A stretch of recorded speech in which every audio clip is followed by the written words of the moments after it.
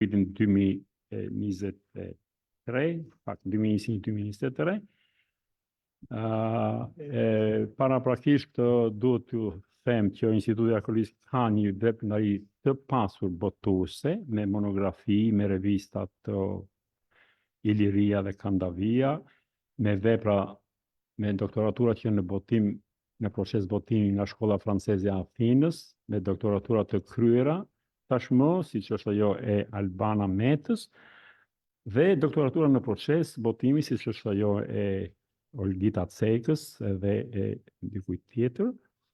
Jemi gjithashtu në proces botimit të Proceedings of Conferences. Konferencat janë botohen siç e dini ju të gjithë në vëllim më vete. Dhe sigurisht jemi shumë të kënaqur që aktualisht kanë dalë nga botimi disa vëllime mbi Fojniken, Bylisin dhe është në pritje Sovjani, kërkimet 13 vjeçare të shkollës franceze dhe Athinës dhe institutit tonë arkeologjik, dhe brenda këtij viti pra pritet botimi, dalja nga shtypi e këtij vëllimi.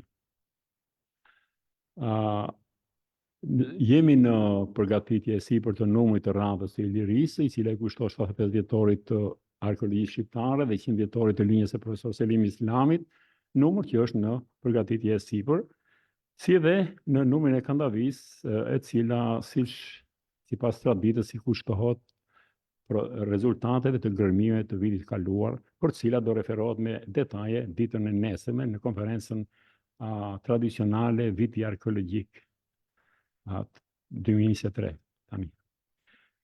Pa u zgjatur dhe pa u ngrënë shumë kohë, unë mendoj do të kalojmë direkt në prezantimin e botimeve shkencore të Institutit Arkeologjisë, dhe unë kam kënaqësinë që bashkë me mua sot në këtë panel janë dy përgjegjësit e departamenteve përkatëse, përndërmend profesorisë doktoresh Rovena Kurti dhe profesor asociuar Brikena Shkodra, departamentet të cilët kanë për të prezantuar dhe librat përkatës. Fjalën e ka Rovena Kurti për librin e metallurgjisë. Faleminderit. Unë kam kënaqësinë të prezantoj para jush monografinë e titulluar Vegla Bakri dhe Zbata Bronzi në Shqipëri dhe Kosovë, me autor akademik Adem Bungurin, e cila përbën një kontribut të ri të rëndësishëm për studimet e prehistorisë shqiptare. Kjo monografi spikat mes kontributeve të shumta të profesor Bungurit, pasi ofron për herë të parë një studim sistematik të një kategorie të rëndësishme të kulturës materiale për periudhat e Neolitit dhe të Bronzit. Punimet kësaj natyre ngelen ende të rralla në studimet mbi prehistorisë shqiptare, por ato përbëjnë një bazë domosdoshme të analizës drejt kuptimit të shumë aspekteve të jetës dhe organizimit të komuniteteve, si dhe ndërtimit të narrativës për këtë periudhë të rëndësishme të fillimeve të metalurgjisë në rajon, e cila do të ishte shtys e ndryshimeve ekonomike, sociale, politike gjatë prehistorisë së vonë. Në monografi janë analizuar 291 artefakte gjithësej, prej të cilave 278 janë vegla bakri dhe bronzi, ndërsa 13 objekte i takojnë dëshmive direkte të aktivitetit metalpunues, si kallope për modelimin e objekteve, modele furash apo enë për derdhjen e metalit. Të gjitha objektet inkuadrohen brenda një kuadri kronologjik që fillon nga periudha e shfaqjes së dëshmive të para të aktivitetit metalurgjik në Shqipëri apo periudha e Neolitit, deri në periudhën kalimtare nga bronzi në hekur, pra në një interval kohor që shtrihet nga rreth 6500 deri 3000 vjet më parë. Pjesa më e madhe e objekteve vijnë nga vendgjetje të ndryshme nga gjithë territori i Shqipërisë, kryesisht nga vendbanime dhe nga depo, ndërsa më rrallë nga kontekste mortore. Në studim është përfshirë dhe një numër i vogël objektesh nga disa vendbanime nga territori i Kosovës. Megjithse shumë prej objekteve të trajtuara në monografi kanë qenë botuar më parë si pjesë artikujve të ndryshëm apo raporteve të gërmimit, ato asnjëherë nuk janë trajtuar në mënyrë të plotë dhe si një kategori më vete. Katalogimi për herë të parë në mënyrë sistematike e këtij koleksioni të pasur është rezultat i një pune rigoroze shumëvjeçare të autorit, e cila ka kërkuar një kontroll të kujdesshëm të literaturës ekzistuese, por dhe punë direkte me objektet në fonde dhe muze të ndryshëm. Pjesën më të rëndësishme të monografisë e zë analiza klasifikuese, tipologjike, organizuar sipas ndarjeve kronologjike, çka përbën dhe thelbin e strukturimit monografisë, e cila organizohet në 7 kapituj. Në kapitullin hyrës, krahas prezantimit të kuadrit gjeografik, kronologjik dhe karakteristikave kryesore të vendgjetjeve të ndryshme, autori kushton një vëmendje të veçantë vendit që zgjidhte territori i Shqipërisë dhe Kosovës në fillimet e përhapjes metalurgjisë, shoqëruar me një paraqitje të burimeve kryesore të mineralit të bakrit dhe dëshmit e aktivitetit metalpunues. Në 6 kapitujt e tjerë, autori paraqet në mënyrë diakronike tipet kryesore të veglave sipas periudhave dhe fazave të ndryshme të trajtuara. Bazuar në vëzhgime të kujdesshme makroskopike, ai jep një përshkrim të përgjithshëm dhe mbi teknikat e përdorura për prodhimin e veglave. Analiza tipologjike në këta kapituj shoqërohet me një qasje krahasuese të tipave të ndryshëm të objekteve në një kontekst më të gjerë rajonal, qasje e cila ofron një tablo të dallimeve rajonale, por dhe të marrëdhënieve dhe shkëmbimeve ndërrajonale me kulturat dhe territoret fshinj. Bazuar në rezultatet e kësaj analize, autori paraqet konsiderata dhe vlerësime lidhur me aktivitetin metalurgjik dhe dinamikën e zhvillimit të tij përgjatë periudhës së studimit, një temë kjo e cila është e patrajtuar në studimet tona. Ai propozon ekzistencën e 2 komplekseve metalurgjike kryesore në territorin e Shqipërisë, një veriperëndimor dhe një juglindor, por, siç e thekson dhe vetë autori, mungesa e analizave kimike të metaleve e pengon interpretimin bazuar në të dhëna shkencore më solide për sa i përket aktivitetit metalurgjik.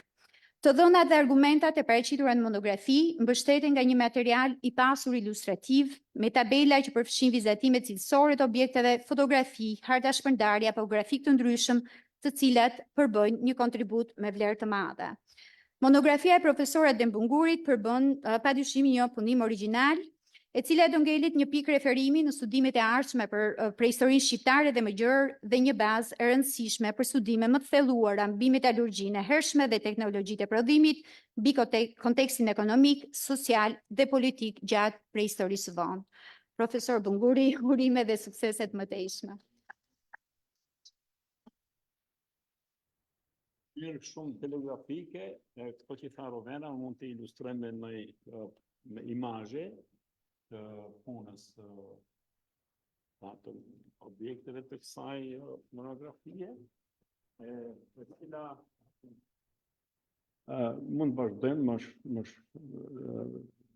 thjesht për të kalu, për të pa disa imazhe, për ta shtensionu pak, për ta pra diçka për fillimet e metalurgjisë së bakrit. Metalurgjia e bakrit në Shqipëri është e para më e hershme metalurgji e metaleve në Shqipëri dhe në rajon, përfshirë dhe zonat e Kaukazit, zonën e Karpato-Danubiane, Anatolinë, linjën e afër dhe ato të mesme e merat.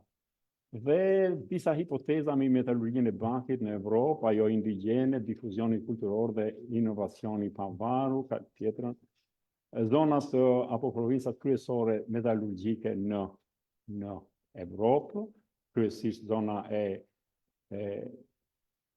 Anatolisë, e Kaukazit, Karpato-Danubiane dhe ajo ballkanike, që janë dhënë disa herë, këtu dhe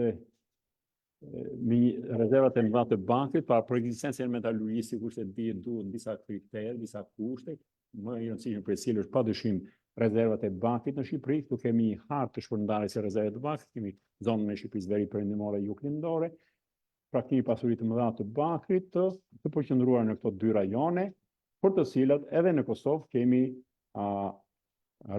ashtu mineralizime të bakrit, kryesisht në Fafos dhe në zonën e Kishnikut, Novobërdës dhe Treçës. Një analizë kimike e përmbajtjes xeherorit të bakrit, e merat, dhe këtu disa pamje nga nxjerrja e bakrit. Pra shtresa e xeherorit të bakrit është shumë e hollë, është shtresa aktuale në Gjegjan, mija në Gjegjan, dhe deri para 90-s, siç e dini, cikli i plotë i shfrytëzimit të bakrit në Shqipëri ishte i plotë, duke filluar nga nxjerrja, te pasurimi, përpunimi dhe te prodhimi i tij. Do të dalim shumë shpejt. Metalurgjia prehistorike pra përfshin është një tërësi e proceseve teknologjike që fillon që nga nxjerrja e xeherorit deri në përpunimin apo prodhimin e metaleve, objekte të kërkuara, pra deri në derdhjen e metalit shkrir, temperatura e shkrirës është e lartë, goxha e lartë, është mbi 1000 gradë, dhe pasandaj derdhja e metalit në kallope, farktimi e me radhë. Zhvillimi i metalurgjisë është parë si një zhvillim i rëndësishëm në çdo qytetërim prehistorik, në rastin tonë qytetërimit eneolitik në Shqipëri, ku krijohon një provincë e pavarur metalurgjike, e cila është zhvilluar nga materiale in situ janë gjetur nga profesori jon Frano Prendi në gërmjet e tij Malik in situ, dhe sigurisht para se të prodhohet lënda e parë më vete, e paraprit nga një proces importi, në rastin tonë nga Gumelnisa, Koxo Derman, Karanova dhe Ploshniku, nëpërmjet transmetimit zinxhir, që do t'i shohim pak më vonë këtu kronologjia, që do të zgjatemi shumë dhe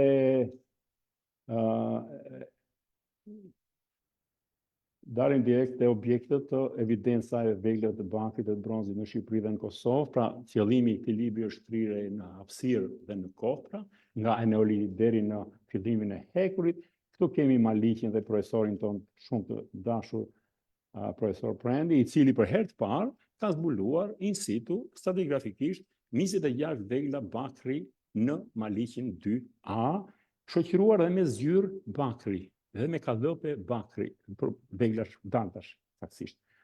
Kemi gjithashtu Hisarin, një pikë tjetër e rëndësishme, që është një nga qendrat e rëndësishme të Kosovës, si mund të jetë një qendër e provincës së pavarur në Kosovë, sepse kemi përveç Hisarit, kemi edhe mineralizimet të bakrit në Fafos, në Trepçe, në radhë, dhe objektet mirëfillta të bakrit.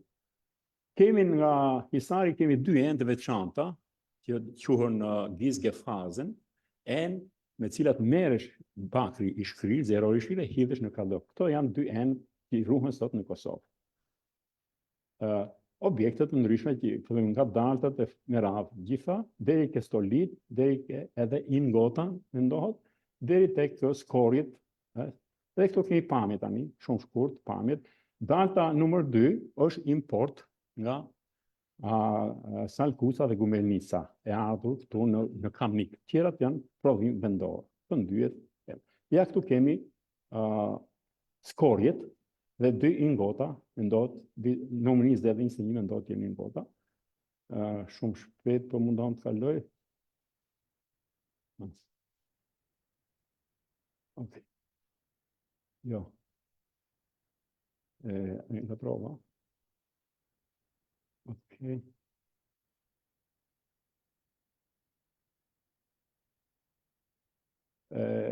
Përveç metalurgjisë së bakrit, në Shqipëri është shumë e zhvilluar metalurgjia e bronzit, veçanërisht në bronzin e hershëm fillon, po merr një zhvillim të vrullshëm në bronzin e vonë.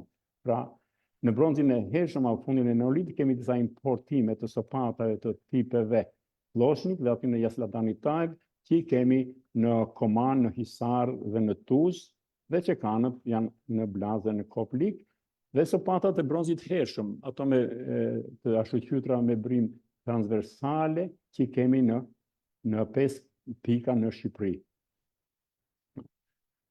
Bronzi vonë është faza ku zhvillohet vërtet plotësisht metalurgjia e bronzit, kemi një numër të madh sopatash, të ndasim as tipologjisë, sopatat 2 teshi kemi në 5 tipe, edhe këtu zonat e shpërndarjes së tyre dhe kallopet, majtas shihni, pra në djathën këtu shihni kallopet për gurit të zhvilluar në Mali dhe në Sovjan, që janë një dëshmi autentike, origjinale e metalurgjisë lokale të bronzit të vonë.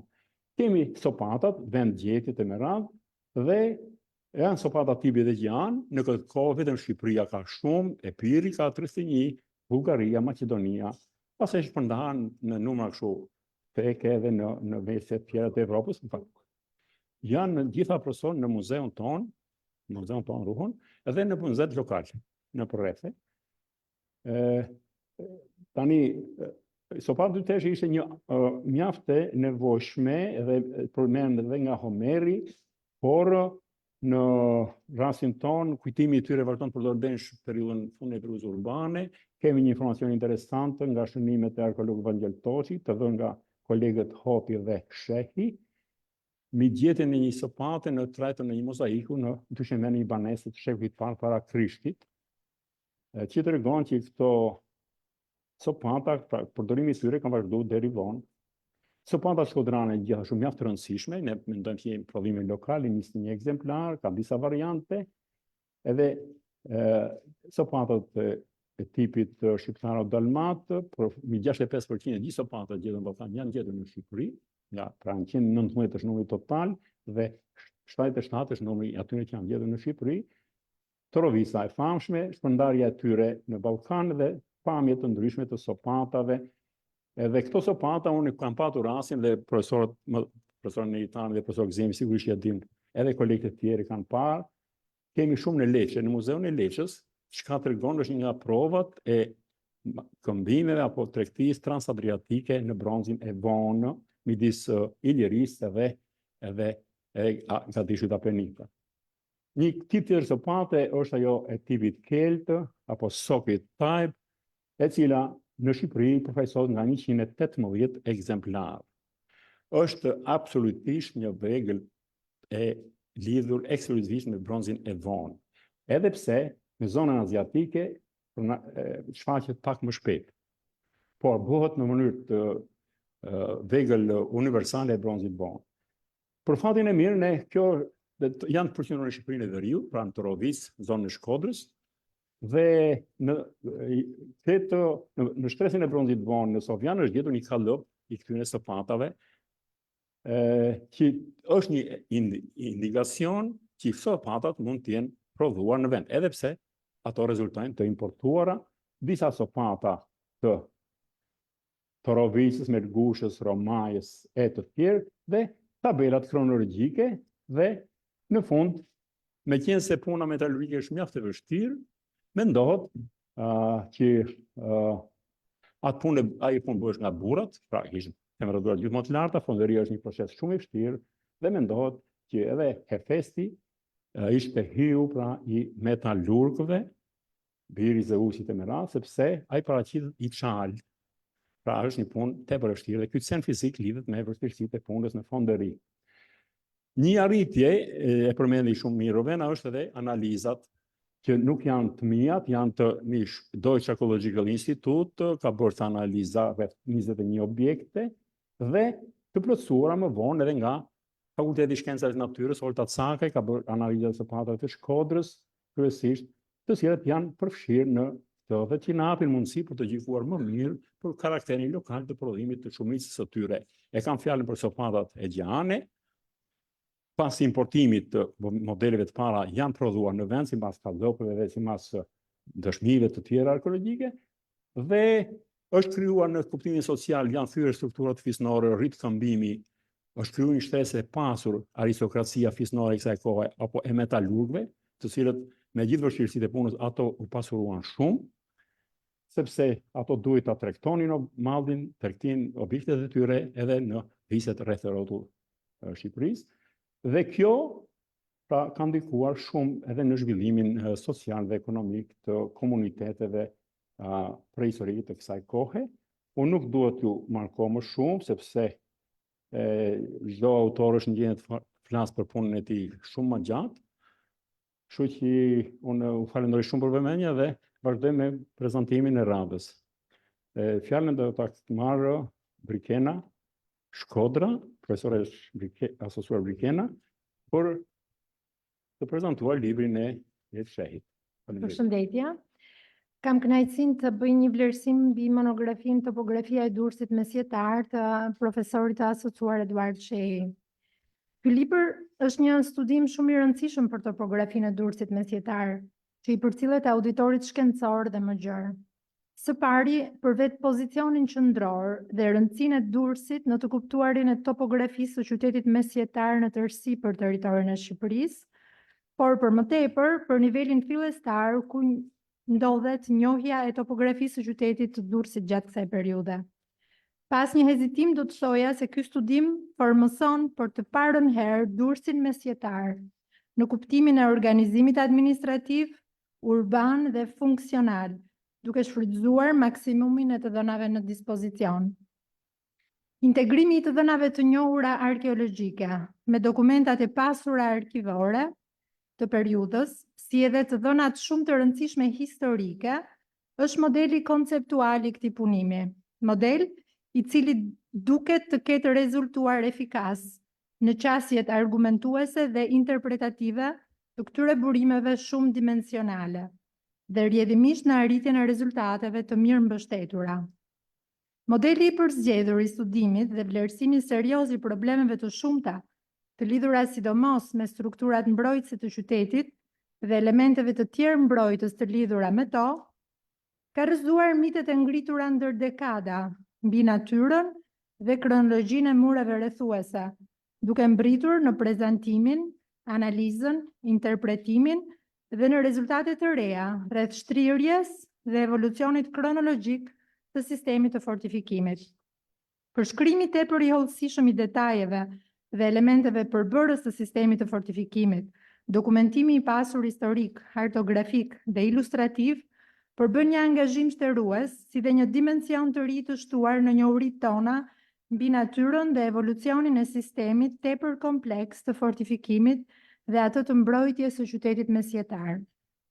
Indikacione të reja topografike, kërkuar në dokumentacionin e pasur venedikas sidomos, edhe pse të panjohura deri tani përmes të dhënave arkeologjike, janë ngritur si hipoteza kërkimi për të ardhmen, mbështetur me sugjerime shtëruese mbi pozicionin e mundshëm. Të njëjtat konstatime vlen dhe për kontributin e ri që prezanton format e organizimit administrativ dhe urban të qytetit mesjetar. Janë këto dy aspekte të rëndësishme që përbëjnë boshtin udhërrëfyes të kërkimit të pyetjes: a ishte Durrësi mesjetar qytet në aspektin e zhvillimit urban? Një qytet i cili ringrihet mbi paraardhësit e tij, pjesërisht duke e zhbërë atë dhe pjesërisht duke e ripërdorur. Fazat e ndryshme të këtij ripërdorimi me transformimet respektive përcaktohen ndjeshëm në formë dhe funksion nga rrethanat e ndryshme politike të lidhura ngushtësisht me realitetet e shpeshta, me rivalitetet e shpeshta të fuqive të kohës. Të marra së bashku, të gjitha detajet dhe argumentat e trajtuara në këtë libër ndriçojnë dhe nxjerrin në pa jetën e Durrësit mesjetar, me ngjarje dhe fenomene që ripërsëriten ngjashmërisht në faza të ndryshme kohore. Natyra e këtyre fenomeneve shpjegohet dhe interpretohet përmes luhatjeve në aspektin social, ngjarjeve të shpeshta historike, si dhe pozicionit gjeografik. Faktor këto thelbësor që kanë karakterizuar forcën e këtij qyteti, si dhe kanë luajtur rol prioritar në ripërsëritjen e historisë së tij. Autori ka qenë pjesëmarrës ose drejtues në një pjesë të zbulimeve të prezantuara këtu, detaj i cili i bën rezultatet e këtushme origjinale dhe bashkëkohore. Referimet mbi punimet pararendëse nga ana tjetër janë korrekte dhe gjithëpërfshirëse. Padyshim që ka elemente në diskutime apo rezultate të cilat mund të zhvillohen mëtej në të ardhmen, duke qenë se të dhënat fizike e kufizojnë ndjeshëm shtrirjen e diskutimit dhe nivelin e rezultateve. Si i tillë, ky studim është një vlerë e shtuar në njohuritë tona për topografinë dhe natyrën urbane të Durrësit mesjetar, mbi strukturat e larmishme mbrojtëse dhe evolucionin e tyre, mbi format e organizimit urban dhe natyrën e godinave civile, religjioze, private dhe ekonomike, mbi evolucionin morfologjik të territorit dhe format e shfrytëzimit dhe transformimit të tij në kohë. Metoda e ndjekur e studimit është konceptuale, sepse ajo është një diskutim dhe analizë detajuar e të dhënave arkeologjike sipas fazave të njohura kronologjike, për të dëshmuar natyrën urbane ose jo të Durrësit mesjetar, rezultatet e së cilës janë një rrjedhojë logjikshme e kësaj linje argumentimi, duke na bërë të njohur një qytet me luhatje të dukshme urbane përgjatë shekujve të mesjetës. Studimi është i pasur për sa i përket aparatit dokumentar, bibliografik dhe referencave të përdorura. Është për të vlerësuar angazhimi maksimal i kërkimit dhe përdorimit të çdo burimi të mundshëm të dhënash, një pjesë të cilave botuar për herë të parë. Do të veçoja dokumentat me informacione të shkëputura mbi fortifikimet, relacioni i Markezit Santa Cruz për djegjen e Durrësit në 1606 jep të dhëna me rëndësi për linjën juglindore dhe për armatimin e Kalas. dosja e Leon Ray, e ruajtur në Arkivin Qendror të Shtetit, Fondi 792, nuk rezulton e botuar më herët me detajet e sjella mbi topografinë e Durrësit, si dhe hartat e qytetit nga e njëjta dosje sillen për herë të parë. Strukturat e fortifikimit të kuotës 89, ndjer nga Arkivi Austriak, si dhe porta pranë kullës A nga një arkiv polak, botohen gjithashtu për herë të parë. Së fundmi, mendoj është një studim shumë i rëndësishëm, një vlerë e shtuar në nivelin minimalist të njohurive tona mbi Durrësin mesjetar dhe një dimension i ri i ndryshëm në angazhimet shkencore të autorit, për të cilin meriton mbështetje, përgëzime dhe shumë falenderime. Sukses Edi për kontributet ndërdepartamentale.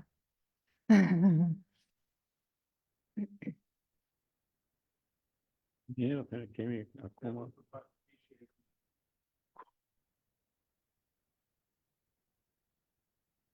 Është dita për vlerësim, mendoj dhe unë këtë mora për sipër.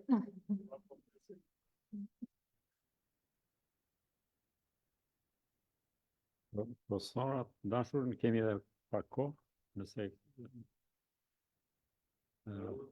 ne marruam me prezantimet, po tërdanët nuk është autori në sallë dhe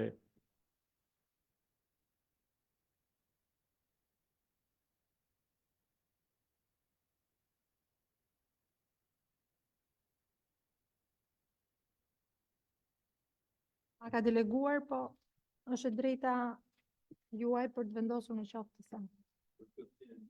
Për librin e Dardanëve, është Belisa e ngarkuar dhe ma ka deleguar mua në arsye objektive. me qënë se Luani nuk ka ardhur, unë mendoj që nuk do ta bëjmë referencën,